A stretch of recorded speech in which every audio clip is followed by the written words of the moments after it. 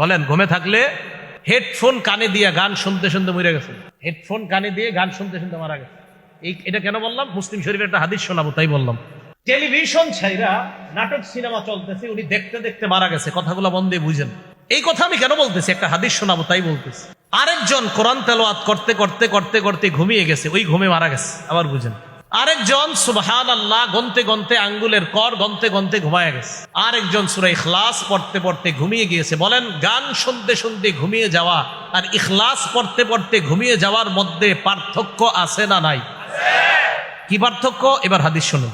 মুসলিম শরীফের 2878 নম্বর হাদিস, 2878 আমাদের মাদ্রাসার পাঠ্যপুস্তক অনুযায়ী। এই হাদিসের মধ্যে রাসূল আকরাম সাল্লাল্লাহু আলাইহি সাল্লাম বলেন, قال رسول الله صلى الله عليه وسلم يبعث كل عبد على ما مات। কিয়ামতের ময়দানে প্রত্যেকটা বান্দাকে ওই অবস্থায় উঠানো হবে যেই অবস্থায় বান্দা মারা যায়। কিয়ামতের ময়দানে বান্দাকে ওই অবস্থায় উঠানো হবে যেই অবস্থায় বান্দা মারা যায়। একবার ভাবেন, নাটক সিনেমা দেখা অবস্থায় আপনার মরণ যদি হয়, সূরা ইখলাস পড়তে পড়তে আপনার মরণ যদি হয়, গান শুনতে শুনতে যদি আপনার মরণ হয়, টিভি দেখতে দেখতে যদি আপনার মরণ হয়, কোরআন পড়তে পড়তে যদি আপনার মরণ হয়, আল্লাহ নবী বলেন ইউবাসু কুল্লু আবদিন আলা মা মাত। প্রত্যেকটা বান্দা কিয়ামতের ময়দানে ওই অবস্থায় উঠবে যেই অবস্থায় তার মরণ হয়। মুসলমান, আপনারা যদি রাতের বেলা নবীর সুন্নাহ আমল করতে করতে মারা যান, কিয়ামতের ময়দানে সুন্নত জিন্দাকারী অবস্থায় আল্লাহ আপনাকে উঠাবেন। নবীর সুন্নত জিন্দাকারী অবস্থায় আপনাকে আল্লাহ উঠাবেন কিয়ামতের ময়দানে। এই জন্য আমাদের জাগ্রত অবস্থা। তাহলে আবার আসেন, আমরা ছিলাম না, আমাদেরকে জীবন দিলেন, আবার আল্লাহ আমাদেরকে মরণ দিবেন। আর এই মরণ দেওয়ার অবস্থা বললাম দুইটা। জাগ্রত অবস্থায় আমাদের রূহ নিয়ে যেতে পারেন, আবার ঘুমন্ত অবস্থায় ঘুমের মধ্যেই আমাদের আত্মা আল্লাহ কবজায় নিয়ে নিয়ে চাইলে ফেরত দিবে, না চাইলে আল্লাহ ফেরত দিবে না। এটা আল্লাহর ইচ্ছা। এই জন্য ঘুমের সময় আপনি একটা দোয়া পড়া ঘুমানো, যেই দোয়াটা আল্লাহর কাছে এইভাবে বলা।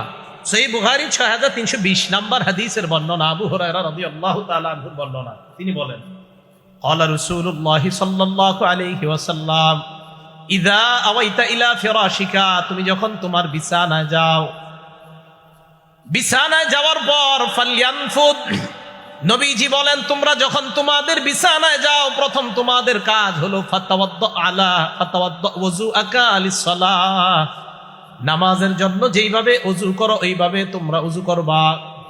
এরপর নবী বলেন ইযা আওয়া আহাদুকুম ইলা ফিরাশিহি, তোমাদের কেউ যখন বিছানায় যায়, ফালয়ানফুদ ফিরাশাহু বিদাখিলাতি ইজারিহি, লুঙ্গির নিচের অংশ দিয়ে এইভাবে বিছানাটা মুছবা, ঝাড়ু দিবা।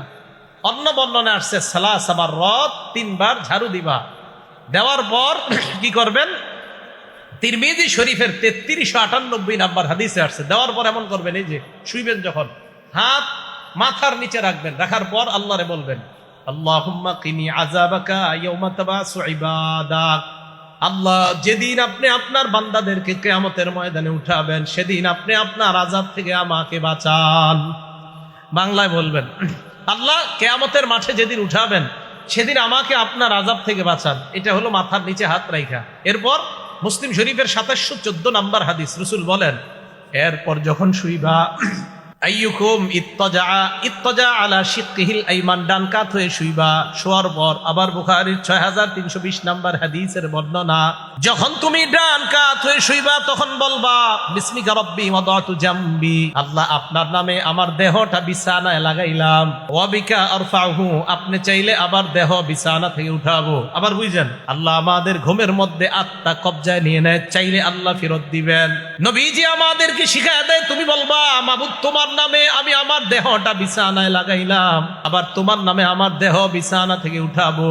ইন আমসাকতা নাফসি, আল্লাহ আপনি যদি আমার জানটা কবজায় নিয়ে নেন আমার ঘুমের মধ্যে, ফারহামহা, আমার জানের প্রতি আপনি দয়া করেন। আল্লাহ ঘুমের মধ্যে যদি আমার জানটা আপনি রাইখা দেন আর যদি ফেরত না দেন, ফারহামহা, আপনি দয়া করেন। এটা বুখারীর বর্ণনা, মুসলিম শরীফ আসছে ফাগফির লাহা, আল্লাহ আমার ঘুমের মধ্যে যদি আমার জানটা আপনার কাছে নিয়ে নেন, মেহেরবানি করে আমার এই জানের সব গুনাহগুলো মাফ করে দিন।